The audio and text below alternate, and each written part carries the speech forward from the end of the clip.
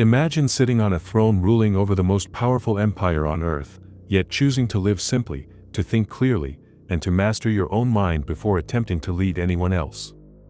That was Marcus Aurelius. And his way of thinking wasn't just wise, it was dangerous. Dangerous to ego, to chaos, to weakness.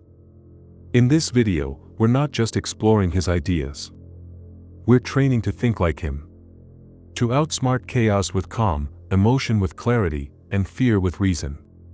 If that's what you're here for, stay till the end. And if you're ready to sharpen your mind like a Stoic, hit that subscribe button. It's a small gesture, but it helps us reach those who need this message most. Lesson number 1. Think for yourself. Always. Marcus Aurelius was a Roman emperor surrounded by advisors, generals, senators, and the expectations of an entire empire. Yet even in that pressure, he never outsourced his thinking. This is one of the most powerful lessons we can learn from him. He believed that truth is discovered within the disciplined mind, not handed down by others. To think for yourself is not an act of rebellion. It is the highest form of personal responsibility. Most people go through life adopting opinions, reacting to trends, absorbing the fear and noise of the world around them without ever filtering it through reason. But Marcus did the opposite. In his private writings, he examined everything. He questioned his impulses. He slowed down his reactions. He constantly returned to first principles. He asked what is true, what is just, what is wise. Thinking for yourself means you do not simply accept what society tells you success looks like. You decide what is worth pursuing. It means you do not panic just because everyone else is. You assess, calmly, and act with clarity.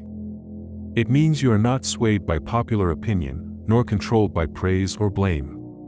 You anchor your decisions in your own understanding of virtue. Marcus Aurelius wrote, "If someone can prove me wrong and show me my mistake in any thought or action, I shall gladly change. I seek the truth, which never harmed anyone." That line captures the essence of independent thought. He did not cling to his ideas out of pride. He held them up to the light. He refined them. He was willing to change if reason required it. That is the strength of someone who truly thinks for themselves.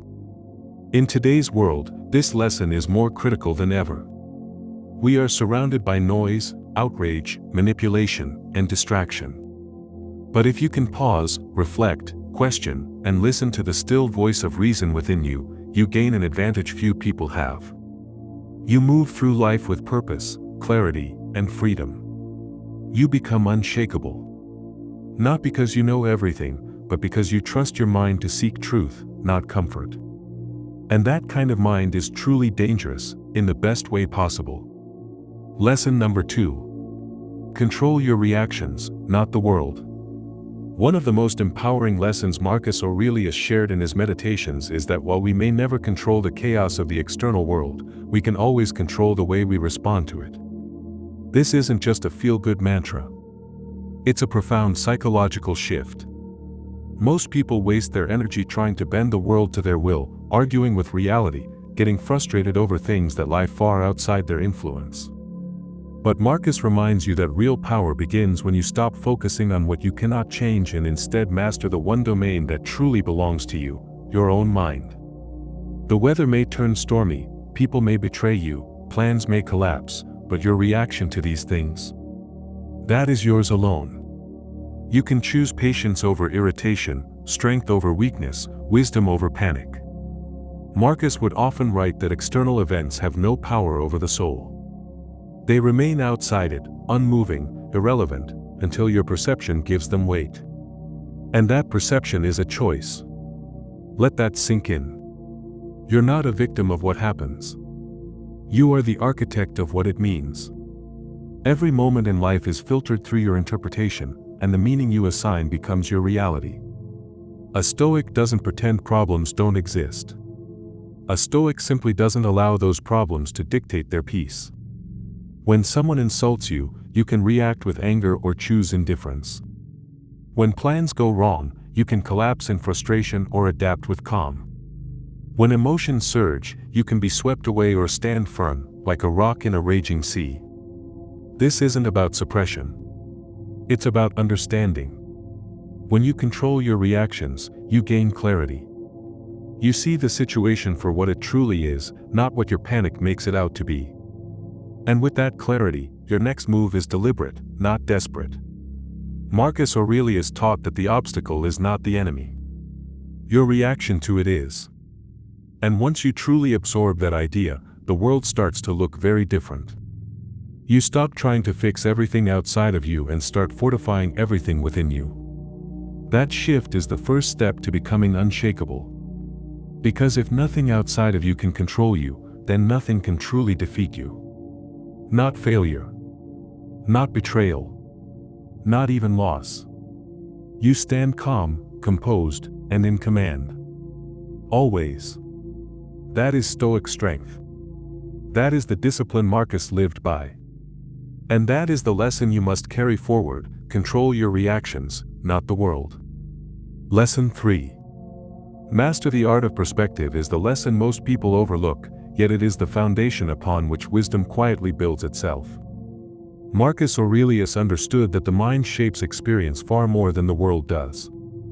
The Stoic path to becoming dangerously smart is not paved with better circumstances, but with better interpretations of the same ones everyone else faces.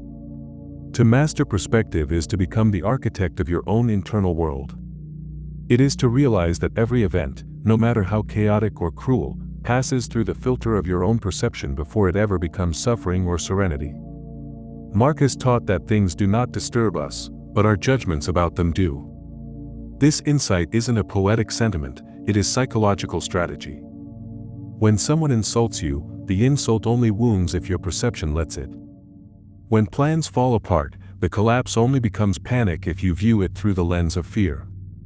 Perspective is the difference between reacting and responding, between being swept away and standing your ground. It is the hidden space where power waits, the pause between event and interpretation. Most people never develop this pause. They are slaves to their perceptions, locked into stories they've inherited or manufactured. But the dangerously smart do not accept the first narrative their mind offers. They challenge it. They reframe it. They ask, is this really a problem or just an inconvenience? Is this really personal or am I making it so? What else could this mean? How might this be useful? They rewire their reactions by rewording their reflections. This ability is not born, it is trained. It is honed through journaling, through silence, through daily examination. When a Stoic sees adversity, they don't say why me, they say try me. They view obstacles not as roadblocks but as resistance training for the mind. They do not deny pain, but they refuse to make it permanent by dwelling on it. They look at hardship and ask, what is this trying to teach me? And in that question lies the seed of transformation. Your perspective becomes your power. You can see a delay as failure or as preparation. You can see betrayal as cruelty or as clarity. You can see discomfort as punishment or as discipline. This isn't about toxic positivity. It's about truthful framing. It's about choosing the most empowering interpretation that still respects reality. When you master perspective, the world no longer decides how you feel. You do. And that control is quiet, invisible, but deeply magnetic. It radiates from those who refuse to collapse under pressure, not because life is easier for them, but because they have trained their mind to carry truth like armor. And that is what makes you dangerous. Not because you manipulate reality, but because you understand that your view of it decides everything. Stay calm, think clearly, reframe wisely. Your life follows your lens. Lesson 4. Let reason rule over emotion. Most people react. The Stoic learns to respond. When emotions flare, when the heart races, when anger burns hot or fear makes your hands cold, the ordinary mind collapses into the moment. But the dangerously smart do something different. They watch. They observe.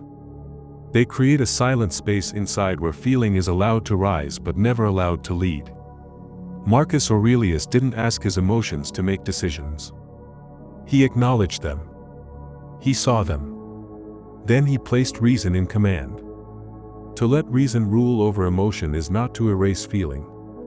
It is to govern it. To become the master, not the slave. Emotions are weather. Reason is climate. Emotions fluctuate by the hour. But reason stays. Reason grounds you. It is the compass in the storm. You cannot stop the wave, but you can learn to surf it. You cannot stop emotion from rising, but you can stop it from taking control. A Stoic sees the world through the lens of logic, never through the distortion of impulse. They breathe when others shout. They think when others react. They ask questions when others make assumptions. They do not run from feeling, they do not bury their hearts, but they make the mind the judge of all actions. The Stoic mind is like a courtroom. Emotion presents the case. But reason delivers the verdict. And that verdict is not about what feels good. It is about what is right, what is effective, what is aligned with virtue. When someone insults you, your emotion screams for revenge. But reason asks, does their opinion diminish your truth? When life delays you, your emotions scream at the injustice. But reason reminds you, time is a river, and you are still afloat. When love is lost, when betrayal hurts, emotion shouts to give up. But reason whispers, endure, grow, let this shape you, not shatter you. This is the core of Stoic mastery. You do not suppress emotion. You learn its language. You hear its warning, then choose your reply with wisdom. You become slow to react, fast to understand. Your silence becomes powerful. Your restraint becomes rare. You speak not from pain but from perspective. You act not to soothe yourself in the moment but to shape your destiny in the long term. The modern world trains people to obey emotion like a god. But Stoicism trains you to observe it like a visitor. You welcome its message. You learn its meaning. But you never hand it the keys to your life. Because if you live by emotion, you will fall with it. But if you live by reason, you will rise through anything. Let reason rule. Not to make you cold, but to keep you calm. Not to rob your soul, but to protect it. Not to silence your heart, but to ensure your heart follows what is true. In every test, in every storm, in every insult and temptation and fear and loss, ask yourself the Stoic question. What would reason do now? Then do only that. Over time, you will no longer fear your feelings. You will lead them. And in doing so, you will lead yourself to a life few can shake. That is the power of reason. That is the discipline of the wise. That is what makes you dangerously smart. Lesson 5. Focus on what truly matters. In a world where distractions multiply by the second and the loudest voices often say the least, the Stoic carves out clarity by asking one simple question every single day. What truly matters right now? The dangerously smart do not waste energy on things they cannot change, cannot control, or will not matter in a week. They do not chase the wind. They do not count trophies that fade. They anchor themselves in values that endure, not in opinions that shift. Marcus Aurelius ruled an empire, yet he reminded himself daily that even an emperor must die, that even the highest praise is dust, and that all that remains in the end is whether he lived with virtue or not. What truly matters is not how many people admire you. What matters is whether you respect yourself. It is not whether you win the argument. It is whether your words serve the truth. It is not how much you gather. It is what you become. The Stoic wastes no time on envy. He does not wish for what others have. He strengthens what he already holds. He does not scroll endlessly, searching for meaning in comparison. He builds meaning through action. He filters every demand on his time through one lens. Does this align with my purpose? And if it does not, he lets it go without apology. There is no shame in saying no to what is not essential. There is power in protecting your focus. Every yes is a sacrifice of your attention. Every moment spent pleasing the wrong people is a moment stolen from your own potential. To focus on what truly matters is not to live a small life. It is to live a targeted one. A life without wasted motion. A life where each hour builds towards something worthy. You do not need more time. You need fewer distractions. You do not need more approval. You need stronger boundaries. The dangerously smart know that time is the currency of life. And they spend it like it matters. They are not owned by urgency. They are guided by importance. They check their direction more than their speed. They slow down not to drift but to aim. They choose depth over noise. They choose purpose over popularity. And they define success not by applause but by alignment. They ask hard questions and wait for clear answers. What am I building? Who am I becoming? Is this taking me closer or further from the man I want to be? These questions pierce through the fog. They silence distractions. They sharpen the will. You do not need to do more. You need to do what matters most. Say no without guilt. Say yes without hesitation when the task is aligned with your calling. Remove what weakens you. Replace it with what strengthens you. The Stoic is not indifferent to the world. He is just deeply selective about where he invests his soul. You will know you are on the right path when peace becomes louder than pressure. When meaning outweighs momentum. When your actions echo your values. And when each day feels like a step, not a spin. Focus is not a trick. It is a way of life. A vow to walk through chaos with a clear heart and a quiet mind. That is the fifth lesson.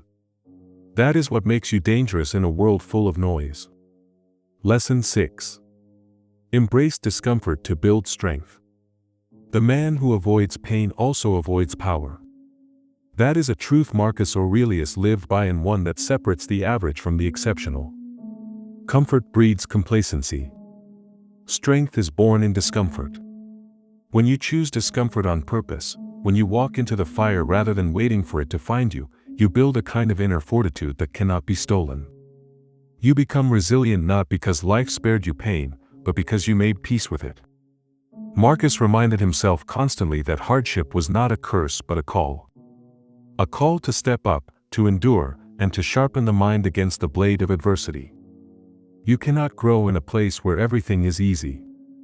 The Stoic trains himself daily by doing the things others avoid. He wakes up early. He says no to temptations. He practices silence when it is easier to speak. He accepts rejection without losing confidence. He fasts not because he has to, but because he chooses mastery over indulgence. These acts of voluntary discomfort are more than habits. They are rituals of power. Each one says to the world, I will not be broken by minor storms. I welcome them. I use them. The more you put yourself in situations where you are stretched, the more you realize how much you can actually take. And that knowledge is dangerous in the best way. It turns you into someone who fears less, who complains less, and who acts more. Discomfort trains the will like weights train the body. You begin to respect pain, not for its sting, but for its lesson. The modern world is addicted to ease. Everything is built to make life faster, softer, safer. But ease is not the path of wisdom. Ease is the path of forgetting who you are. The Stoic remembers by walking the harder road. Not recklessly, but deliberately. Not for show, but for self. He takes cold showers to remember gratitude. He sleeps less to remember purpose. He walks alone to remember his own voice. He chooses what hurts now so he can handle what hurts later. You want strength? Then stop running from the very things that build it. Run toward them. Lift them. Carry them. Because each act of chosen discomfort is a step away from weakness and a step toward the version of you that nothing can shatter. That is the sixth lesson. And it is one that most people will never understand. Lesson 7. Practice intentional solitude. In a world that never stops speaking, silence becomes a weapon for clarity. Marcus Aurelius believed in the strength that comes from solitude, not the kind of loneliness that isolates but the kind that elevates. Intentional solitude is not withdrawal, it is return to yourself, to your thoughts, to your essence unshaped by noise. Most people run from solitude because they are terrified of what they might hear in the silence. The Stoic runs toward it. In solitude, the Stoic hears the voice of reason, of truth, untainted by the opinions and validations of others.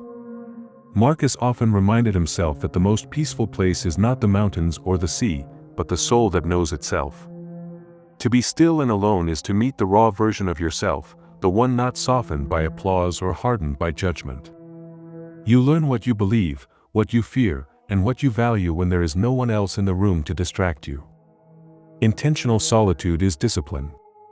It is a conscious practice of pulling away so that you can return with greater focus, strength, and direction.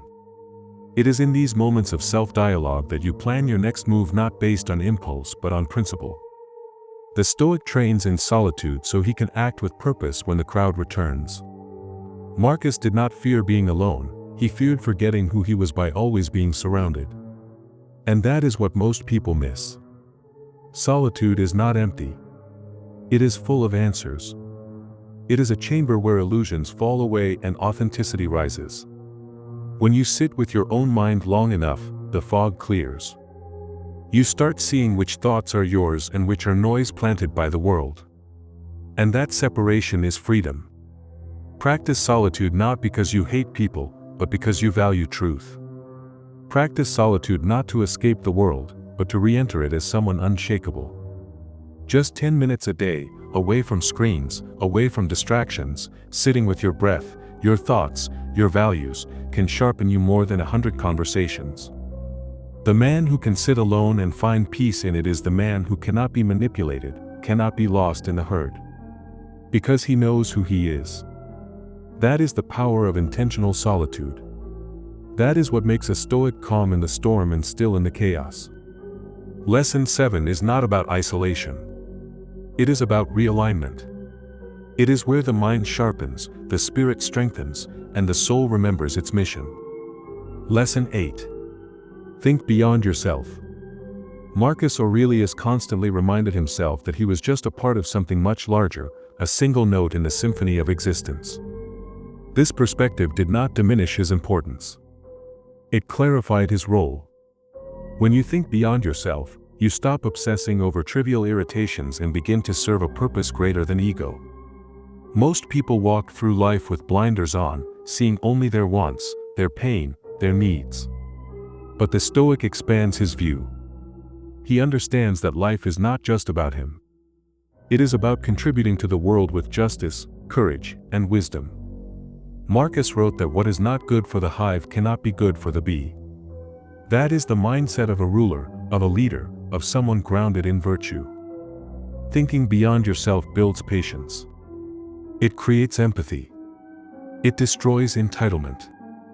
You are not the center of the universe, and once you let go of that illusion, you become truly powerful. Because your actions are no longer enslaved by insecurity. Your decisions no longer spin around validation. You start asking different questions. Not what do I want, but what is right. Not how do I win, but how do I help. And from that shift, discipline is born. Because a man with purpose will endure anything. A man fighting for something beyond himself does not need constant motivation. He is already fueled by meaning. The Stoics knew that pride, vanity, and self-importance were traps. They weaken the mind, blind the vision, and turn powerful people into slaves of opinion. But when you think beyond yourself, when you see your life as a mission instead of a performance, you rise. You start living not just to survive but to serve. Not just to get, but to give. And this shift, this expansion of consciousness, changes everything. It makes setbacks tolerable. It makes suffering meaningful. It turns the ordinary into the sacred. So think beyond your problems. Think beyond your image. Think like Marcus. Ask what the world needs from you, not what you need from the world. Lesson 8 is the lesson of purpose over pride. The world may not owe you anything, but you owe it your best. That is Stoicism. That is strength. Lesson 9. Let reality be your teacher. Marcus Aurelius didn't look for comfort in fantasy. He didn't cling to illusions or chase empty ideals. He stared directly at life, with all its mess and mystery, and let it teach him. This is what made him powerful. This is what made him free. The world is full of people running from reality, pretending that things are better than they are, hoping their feelings will reshape the truth. But Marcus knew that discipline begins when you stop resisting what is and begin learning from it instead. He saw failure not as defeat but as instruction. He saw adversity not as a curse but as a classroom. When you let reality be your teacher, every setback becomes feedback. Every challenge becomes a lesson. Every uncomfortable moment becomes a spark for growth. You don't need motivational quotes or perfect conditions. You need presence. You need awareness. You need the courage to ask yourself, what is life trying to show me right now? That question is everything. It turns pain into wisdom. It turns confusion into clarity. It turns weakness into strength. But to let reality teach you, you must surrender your pride. You must give up the illusion that you already know. Marcus wrote that you should never be overheard complaining, not even to yourself. Why? Because complaints are a form of resistance. They are a refusal to accept what is, and that refusal blocks growth. Instead, observe. Reflect. Learn. If you were passed over for an opportunity, what can you improve? If a person hurt you, what does it reveal about them or about your own expectations? If you failed at something, what did you overlook? This mindset transforms your entire existence. You stop fearing discomfort. You stop blaming others. You begin to see reality as a wise but strict teacher who never flatters you, who never lies to you, but who will shape you into something stronger if you are willing to learn. Lesson 9 is about trading denial for discipline. It is about facing the world with open eyes and an open mind. The Stoic does not complain about the wind. He adjusts his sails. That is how Marcus lived. That is how we rise. Lesson 10. You are what you choose to reinforce. Every thought you entertain, every emotion you allow to linger, every action you repeat, they form the blueprint of who you are. Marcus Aurelius understood this truth deeply. He knew that character is not something inherited or fixed. It is built moment by moment, habit by habit. Whatever you reinforce consistently becomes your nature. If you constantly indulge in anger, even when justified, you train your mind to react with rage. If you give in to fear repeatedly, you become a prisoner of hesitation. If you complain, procrastinate, envy, or self-doubt every day, you are not just experiencing those feelings, you are becoming them. But the same law applies in the other direction. When you practice patience, even when it's difficult, you train yourself to be calm. When you choose courage in the face of uncertainty, you build strength. When you honor your word, show up every day, and stay disciplined, you are reinforcing the kind of person who does not fold under pressure. Marcus did not expect perfection from himself. But he expected alignment. He knew that every small act of virtue, no matter how ordinary, was a vote for the man he aspired to be. This is why he constantly reminded himself to return to the path when he slipped. He didn't wallow in shame. He corrected course. That is what you must do. Monitor your thoughts. Audit your habits. Become fiercely aware of what you are reinforcing. Because repetition is not neutral. It is sculpting you. Every time you say yes to your higher self and no to impulse, you are casting a vote. Over time, those votes become your identity. So if you feel stuck, weak, or undisciplined, it is not a verdict, it is feedback. And the remedy is not waiting for motivation or external change. The remedy is action. Make one right decision. Then another. Then another. You will fall. So did Marcus. But he never let a fall become a pattern. He got up. He returned to reason. And so must you. Because in the end, the only power that truly matters is not what others see in you, but what you repeatedly choose to strengthen within yourself. If this message struck something deep within you, help us reach more minds that need this strength. Tap subscribe, share it with someone lost in the noise, and let's keep building wisdom together. Stay stoic and build your stoic legacy.